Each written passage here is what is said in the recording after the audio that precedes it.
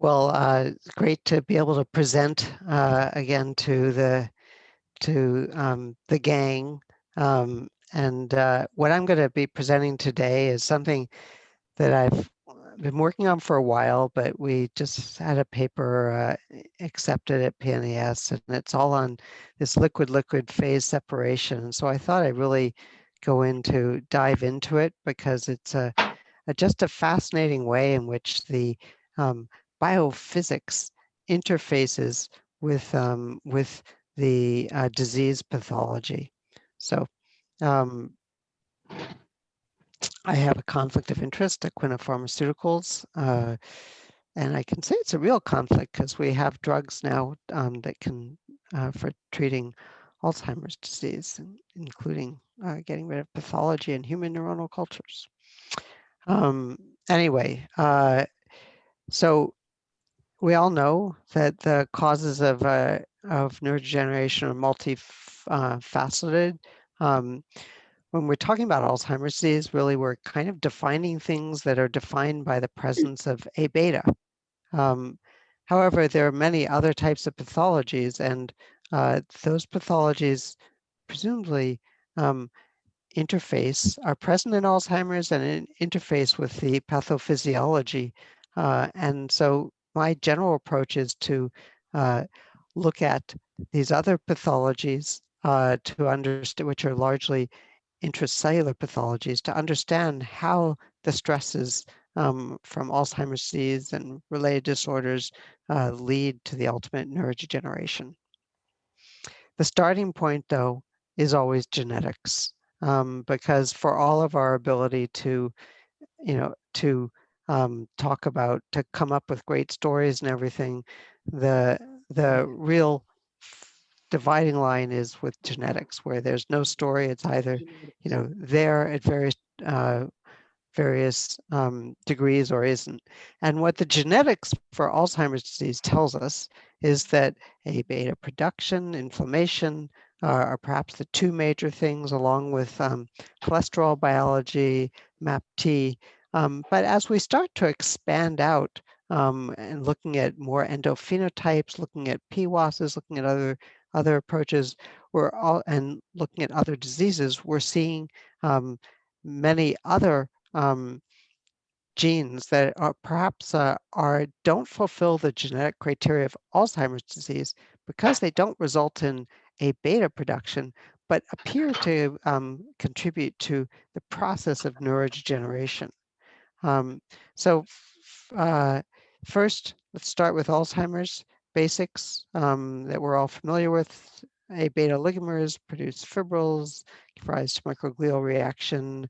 That combined with the toxicity from the oligomers impinges on neurons, giving rise to neurodegeneration and tangle formation. So the question is that has really propelled our thinking is, why would the cell have tau get phosphorylated and accumulate as oligomers and fibrils in the somatodendritic compartment?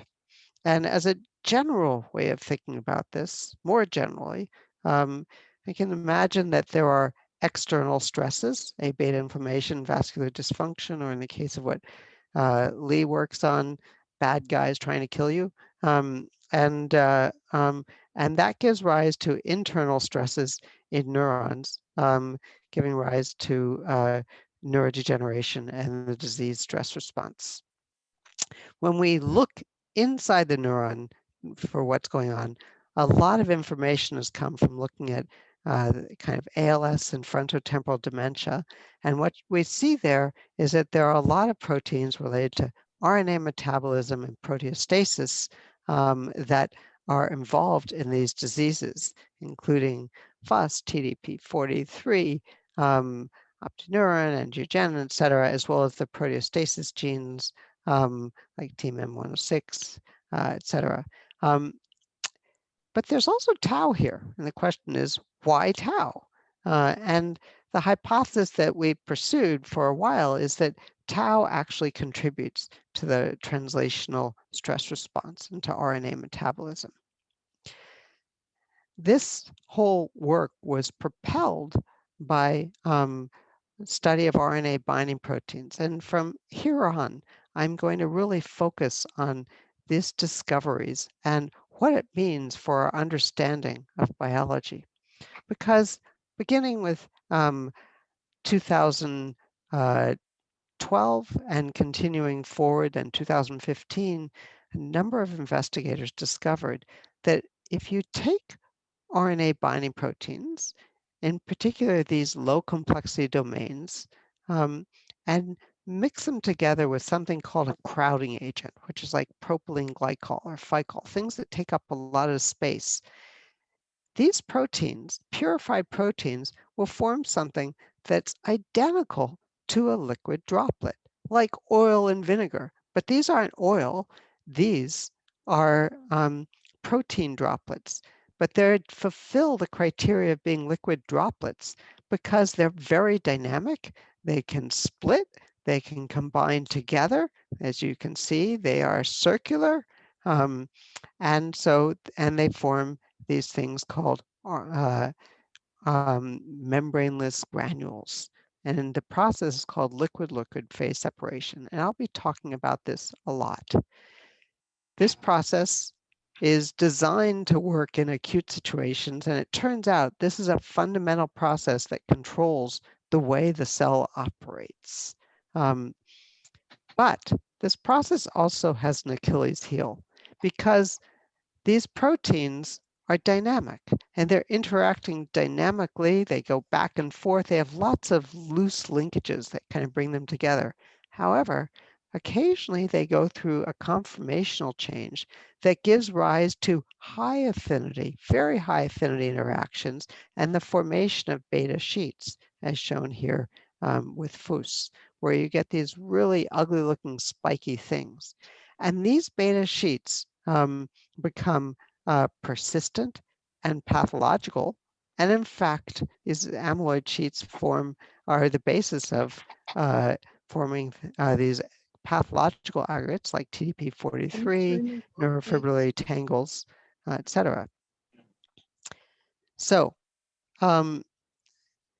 there's a lot of ways to look at this, but let's first start with the basic biology. I don't know about you, but when I always thought about the cell, I always thought, oh my God, it's such a mess. How do things actually ever interact? It's way too complicated. But this RNA liquid-liquid phase separation mechanism suddenly provides clarity because it turns out that many proteins coalesce naturally into droplets to form what's called membraneless organelles, just things that mingle together as liquid droplets, and like stays with like, and it allows them to carry out functions such as nuclear bodies control DNA structure and DNA repair. Nuclear pore controls RNA transport. Storage granules store RNA in the brain for when you need it at the synapse. And when anytime you think, activity-dependent translation granules control the proteins that are made that allow your synapses to form and form stable changes.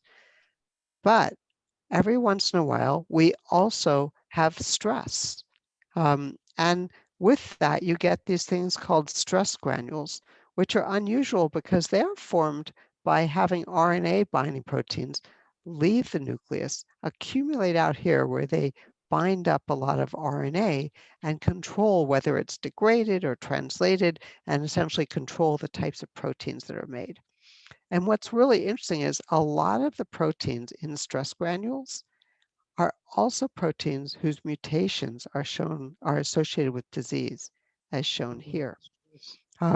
And so there's something about these stress granules that appear to precipitate disease.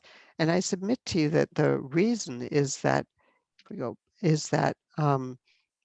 these stress granules serve as a nidus where these things come together in high concentration and can form these aggregates, which when we are young and have a good disposal system for getting rid of it, we can get rid of this stuff. But as we get older, this accumulates and becomes neurotoxic. Oh. So you can see these form with tau or with other RNA binding proteins. We showed this a while ago, where if you use a stress, and we use arsenite, but a lot of times these days we'll just use oligomeric tau, which can also do it. And you'll see formation of stress granules containing classic stress granule proteins such as TIA, poly-A binding proteins, and all hard to see. Tau co-localizes right there with it. And recently, it was shown that if you take tau in purified tau in solution and put it in solution, you will also, if you have crowding agents, you can force it together and it will form these granules. But this all has a problem, these ideas. So the idea here is that in the right conditions, tau likes to associate with itself. And a way of thinking about this simply is there's lots of loose connections between tau that make it sticky, and it stays together more than it flows apart. So you get these droplets. But this has only been shown to happen if you add an crowding agent, which is not the case in normal cells. You don't have something like protein like ficol or glycols. So the question is, does this really happen? So we've looked at this in a number of different ways. First point that we have in a paper that's been in review forever, but we used optogenetics to show that if we force dimerization of tau, we can induce formation of tau droplets, as you kind of see here, where these white things are. So this is tau kind of droplets in a neuron. Um, and we showed that those tau droplets contain lots of tau oligomer. We showed it many ways with straight biochemistry, using denaturing gels, using dot blots. So we know that there's tau oligomers there. And when we look to see if what those are associated with, we see that here you can see wherever you see yellow, those are RNA binding proteins that are going out into the neuron only in response to the formation of the tau oligomers. So the tau is inducing the formation of these stress granules. So let's go back. So in this picture I showed you, the idea is you take one protein, in this case they took FUS because it's really easy to work with, and they could induce granules. I showed you, but they really haven't been have had trouble figuring out how to kind of do this if you don't add artificial agents. I showed you that if we take tau and force dimerization, we can induce kind of granules in neurons. But recently, people like Cliff Brangwine from Princeton have begun to look at this and tell us more detail, more nuance on how other proteins might interact to control this. Because it turns out in the cell, it's not simply purified tau, it's tau interacting with other things. And we can now think of this from a kind of biochemical as well as a biophysical manner to understand how we control liquid droplet formation. And ways to think about this are, if you take a protein that you kind of like, is shown here, number 6, if you take it and you want it to form granules and whatnot, it can form granules with itself under some conditions, but also you can have other proteins that interact with it. And depending on the characteristics of those proteins, they will either stimulate granule formation, such as number 2, which acts as a bridge to stimulate connections between these proteins, or they can inhibit granule formation, such as something like number 1, where it binds and then it doesn't touch anything else. And so kind of keeps things in isolation. And the idea is that in a simplest level, if you get enough bridges coming in with these number 6s, you'll get droplets that form with a stress. And another element of this is that it seems that RNA is an essential element of this because it kind of can act as a scaffold to have things come together. So let's go back to tau. Pete Ash and Eric Lee, a talented undergraduate, took tau and they did what other people had done. And they showed if you take RNA and polyethylene glycol and put a solution and add lots of polyethylene glycol, you can get these tau droplets to form. But the problem is these tau droplets are really big and they only form with lots of PEG. It just doesn't seem kind of biological. But what Pete and Eric found is if they incubated tau with TIA, now at physiological levels of tau and TIA, at submicromolar levels, you can start getting granules that form. And you'll notice the granules are much smaller, much more like what you see in cells. And so the interaction of tau with TIA appears to be capable of stimulating granule formation at low levels of protein. The other thing we found, which was really interesting, is that when you incubated tau with TIA, it's not only that the TIA stimulated the tau, but it turns out that the tau really loved forming little droplets, that's the green, within the bigger droplets of TIA, which is exactly what we see in the brain for tau in stress granules, where it's kind of localized and in kind of little aggregates in the brain in these stress granules. Yeah, and here by super resolution microscopy, you can see that with time, what happens is, and dose, if you have low levels of things, they're kind of mixed, but as the amount of the proteins increase, they form within each other, and yet they segregate out also. And so this is driven, you can kind of, I presented to you as this process is being driven by the interactions between proteins. But for the one person out there who really likes biophysics, this is also driven by kind of lowering the Gibbs free energy state.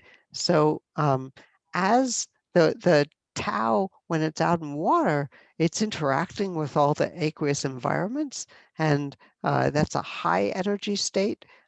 As it comes together, the energy state is reduced, and then the formation of these more droplets within droplets is a result of this surface tension between the proteins and differential surface tensions. But we can also, on a kind of more simpler level, think about it as that TIA forms an environment that promotes the phase separation of tau and has interactions that act perhaps as caps to tau's kind of bridges and results in tau forming these homogeneous droplets within the larger TIA droplet. Now, for those watching, you're all like, oh my God, who cares? Well, the reason this is important is because it turns out not only does it do these droplets, but in the process of doing this, it stimulates oligomerization and inhibits fibrillization. Okay, so here you can see we just took a thioflavin S reaction, and if we just incubate tau with RNA, we get lots of fibrillization. But if we have TIA present, we can prevent the fibrillization, even though while we are increasing the amount of oligomerization. And if we look at it by EM, we're getting smaller and smaller kind of pieces of tau that are forming. So the TIA stimulates droplets and stimulates oligomer formation. I'll pull this all into a diagram for you so you'll be able to understand it more easily as once I've gone through this. So that's all good. And I've said to you, TIA is regulating this and RNA is regulating this. But we were curious to understand whether does any RNA do this? Does sequence matter? And so we took a bunch of these little pieces of they're called tRNA. They're little cleavage fragments of tRNA. And our colleague Pasha Ivanov at Harvard had these for us to use. And we compared their ability to induce tau droplet formation. And what you can see is that some of these TIAs, tRNAs, really stimulated droplet formation, and others did virtually nothing to it. And we're now searching for ones that actively inhibit it. And so we found that curious. We looked at kind of the amount of RNA, like the kind of content of it, and didn't see any difference in content among these. But then we went and looked at the secondary structure. And what we observed was that here's these RNAs, and a lot of these RNAs can form hairpins. And it turns out that hairpins that have long stems appear to be what stimulates tau droplet formation. We don't understand why this is important at the base of it. This can be, we're starting another phase of this study, but it shows, I think, quite clearly how the secondary structure of RNA can control formation of these tau droplets. Ben, can I ask a quick question about that? Yeah. So is amongst those species that have the hairpin, are you surmising that those are forming or stimulating and lower the energy for micelle type formation of micelles? So somehow they have to be to kind of help forming the micelles. And my understanding is that the RNA acts as a scaffold to help bring them together. So I'm anticipating that tau binds better to these than it does to this. Like you Lovely. need a certain Yep. size of this. And so so we're of course looking at this at kind of what are the criteria, and there's some evidence that if you modify this RNA that I hypothesize that you'll get even stronger binding. So we're looking at that. Yep. Yeah, yes, to answer your question.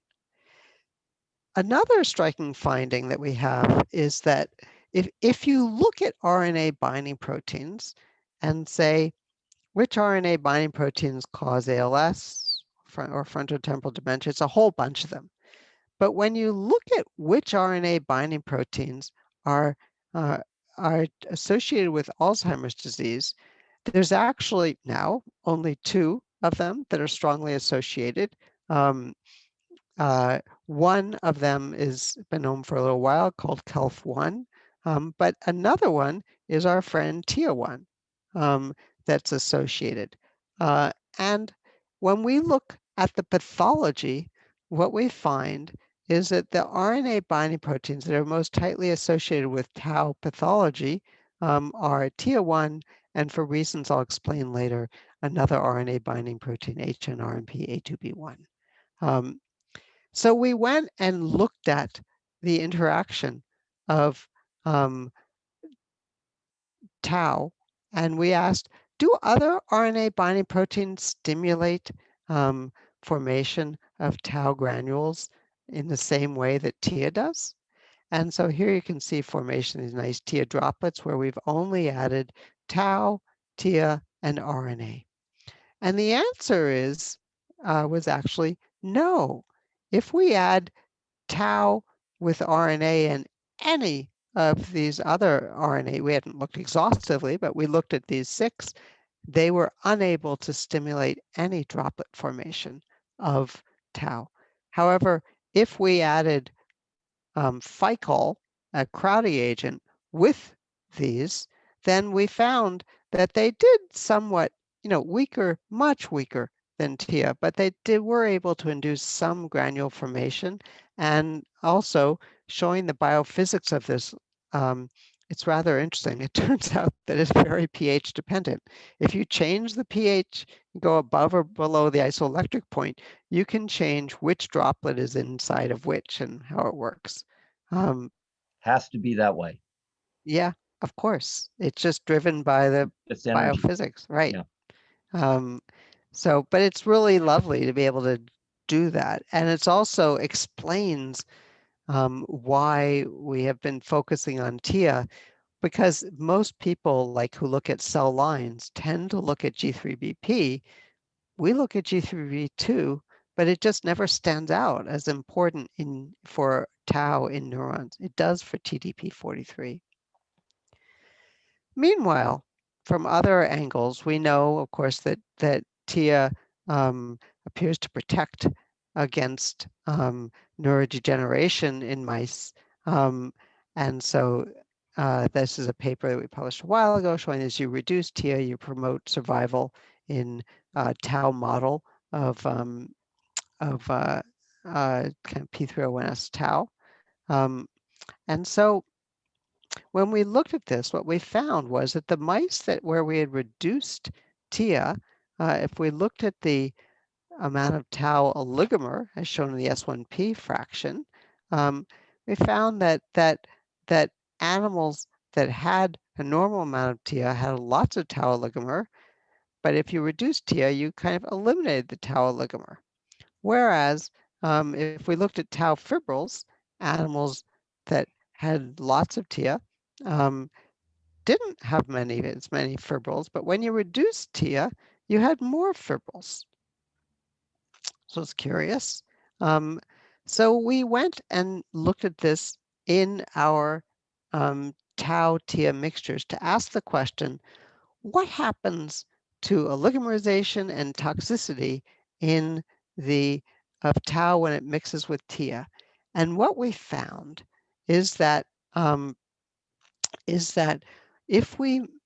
we would do is we would mix the tau with TIA and do it under conditions where we had either TIA there, or we'd have Ficol there, or just RNA, and we would get either fibrils or oligomeric tau, and then we put it on neurons. And what you can see is that that when we had TIA mixed with tau and RNA, so we got lots of oligomeric tau, which we demonstrated by dot plot, we could generate abundant toxic tau in these in vitro mixtures, as shown either by producing LDH when we put it on neurons, or if we quantified the amount of MAP2, and as you can see here, that the neurons were really wiped out by exposure of this tau mixed with TIA. And if we added TIA alone, it did nothing. If we added fibrillar TIA, or what we call vitrillar TIA, it did much less. So you can see that there's something special that the tau with the TIA generates toxic tau oligomers. And from a different angle, if you remember back, I showed you that Cry2 oligomerization where we generate toxic tau oligomers from a different angle. We showed that if you generate toxic tau oligomers, you also would generate toxicity. So this kind of, from very different and very basic angles, demonstrates that oligomeric tau is the bad guy. So let me pull this together because it's sure all very confusing, but I'll pull it together. if you have tau and you mix it with RNA alone, what, as you would do in a test tube, what you get is fibrillar tau, which is a little bit toxic, but not very toxic. And that's like analogous to what you would have in neurofibrillary tangles. If you take an artificial crowding reagent and mix it with RNA and tau, you get a lovely droplet, which drives lots of papers. But those are not really physiological droplets. Anyway, if you take these droplets and allow them to sit around over time, they become gel-like and vitrified and ultimately form aggregates. But importantly, if you have TIA present, what happens is TIA prevents formation of the fibrils, allows this oligomeric tau to accumulate, where it can form a blob, but also importantly, cause neurotoxicity. So TIA promotes this pathway, and you get neurotoxicity. So kind of summarizing what I'm kind of going back and summarizing what I've told you before, if we think about what causes tau to come together and stress granules to come together, we can imagine that tau likes to interact with itself, but there are also bridging molecules, such as I showed you that special RNA with the stem loops that can stimulate formation of these granules. And TIA contains an environment in which this likes to form. And it's selective because only TIA does it. Other key RNA binding proteins don't do it. And that explains some of the biology there. At the same time, that's a very biased point of view. And so we can use, I'm going to skip over this for a moment, but Lee, you would like this, but I'm going to skip over it for the moment. We're going to talk about this. Yeah. What? We're going to talk about this, maybe not right now, but we're going to talk about it. Yeah, we can talk about it afterwards. I can show you lots of graphs like phase this. diagram. That you know, we have nice phase diagrams and whatnot. So anyway, but we can also approach this from an unbiased standpoint. And when we approach this from an unbiased standpoint, and we induce the tau oligomerization with light, and then we do mass spec, which was done with the help of Andrew Mealy's group, and we say, what is selectively binding to oligomeric tau and not binding to free tau and not binding to fibrillar tau? What you see at the top, the very top, is this gene HNRMP A2B1. Of course, you also see a lot of other genes that have been linked to disease, to mainly frontotemporal dementia and ALS, such as EWSR1, VCP, TDP43, matrin3, clusterin, etc. PCOM, so ApoE is in there, LRP is in there. So, but you know, we looked at this, and what we found is that here's this list of all these proteins, and what we found is that if we look in both mice and in humans and look at pathology, you can find that HNRMP A2B1 strongly co-localizes with tau oligomers, as shown by TOMA2 here. And along with TIA, it's the strongest co-localization. And then we did our usual thing of saying, well, if we reduce HNRMP A2B1, in fact, we can prevent some of the toxicity associated with tau in our optogenetic system.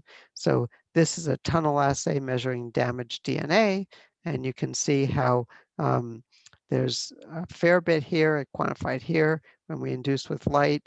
In our control is just the kind of Cry2 construct, no tau, plus light. You don't get anything. And if you knock down an HNRMP A2B1, you get much less of this tunnel, which is much less DNA damage. And if you look at Cas3, you get even less. when you knock down A2B1.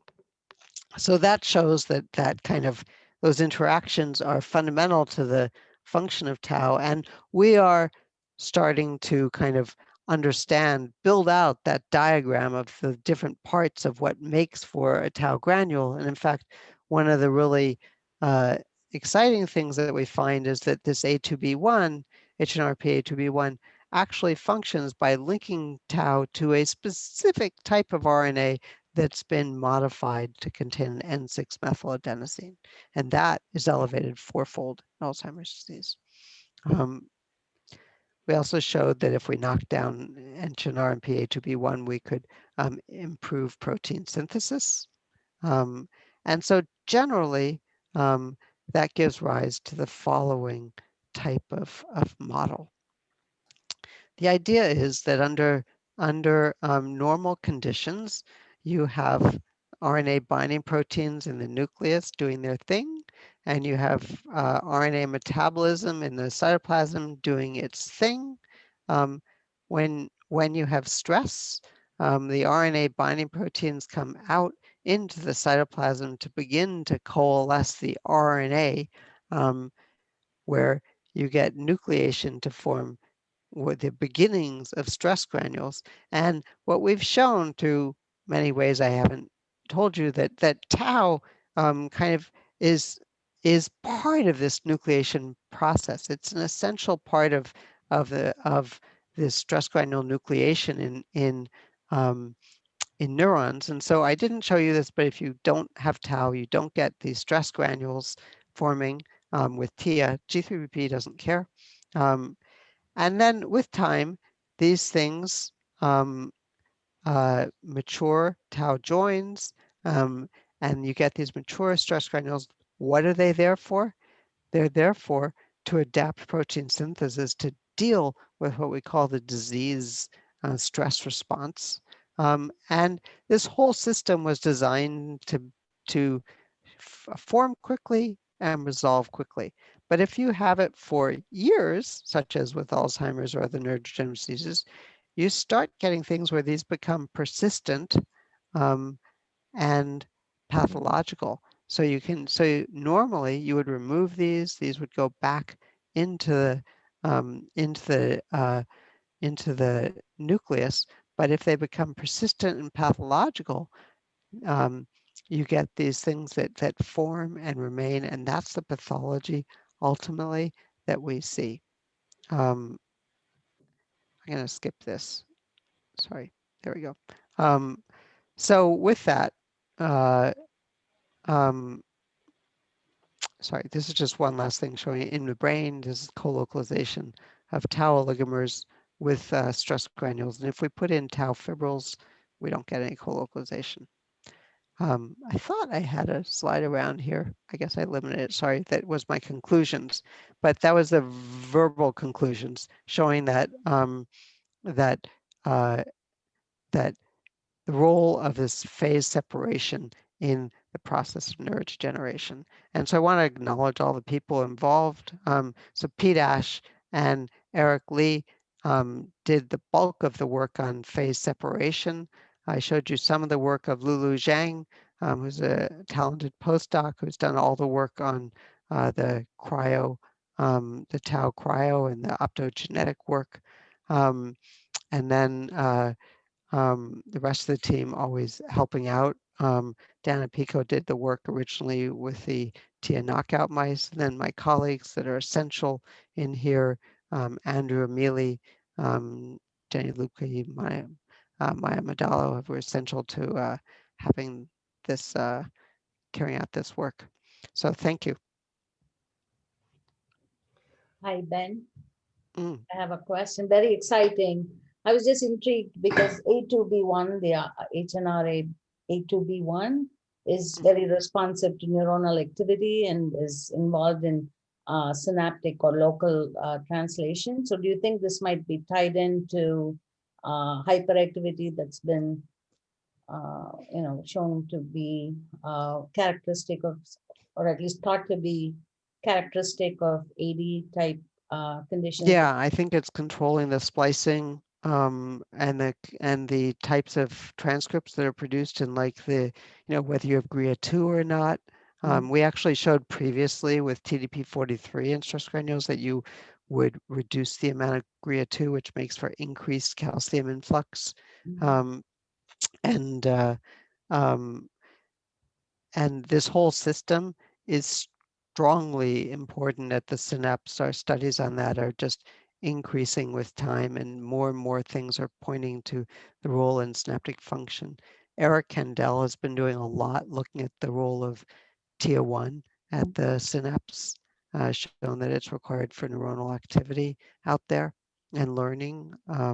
So we have these conditional TIA1 knockout mice that we have generated that lack TIA1 either in microglia or lack TIA1 in neurons, and we're kind of looking at how that impacts on this. And in fact, what I don't talk about in all of this is what a persistent pathological stress granule and what membraneless organelle would mean for the inflammatory system.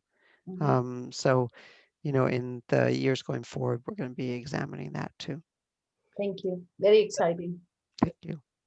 Ben, just to follow up on that question, that was a great question and a very exciting response. By the way, this is just fabulous work. Really, really elegant and important, and opens up a whole new world on thinking about dynamics on neuropathology. But just follow up on that, on the previous question. So you can imagine then if you have aberrant fluxes of calcium, that's going to change the thermodynamics of the formation of these granules that are formed, right? So you would assume that this is a dynamic process. It turns out that TIA1 is regulated by zinc. That was the exact question I was going to ask, whether calcium and or zinc would be involved. Zinc turns out to be a really big one in this. I'm not at all surprised. So even subtle changes in transient calcium transients or zinc or other cations will influence this directly, right? It has to. It has to. It's just biophysics. It's just biophysics. So in fact, one of the cool things is that in my company, we always show a picture of misfolded tau MC1 that forms in these TIA1 granules, and it's off to the side, right?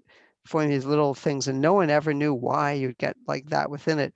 But when we put it in with recombinant proteins, that's exactly what we see, and it's driven by the biophysics of surface tension, Gibbs free energy. Has to be. Yeah, the laws of physics are the law, right? There's no getting around.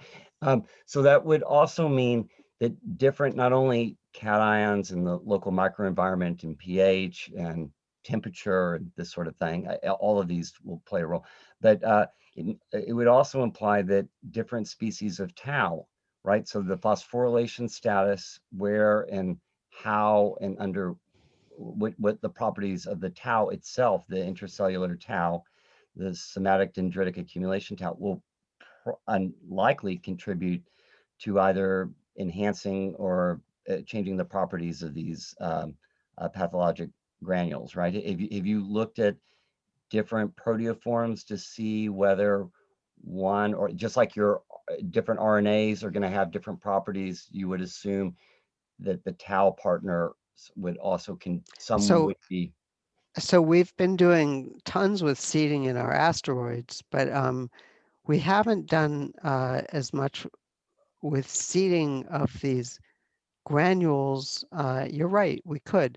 What we were focusing more on was the intrinsic properties that would tend to produce a type of conformation that was then prone to produce degeneration. But just think about it. You could almost use this as a cell-free assay for mapping pathogenic proteoforms of tau. Yeah, so that was what I told the media people. Yeah.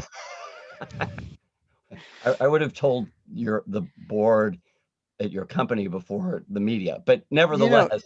I have told my company about this, but it's a little too complicated for them. Yeah. Well, now that's in the media, you can, it's already out there. But Eventually they'll say, oh yeah. Yes. Lovely. Oh, okay. Lovely. Thanks. All right. Good. Well, thank you everyone for attending. Val,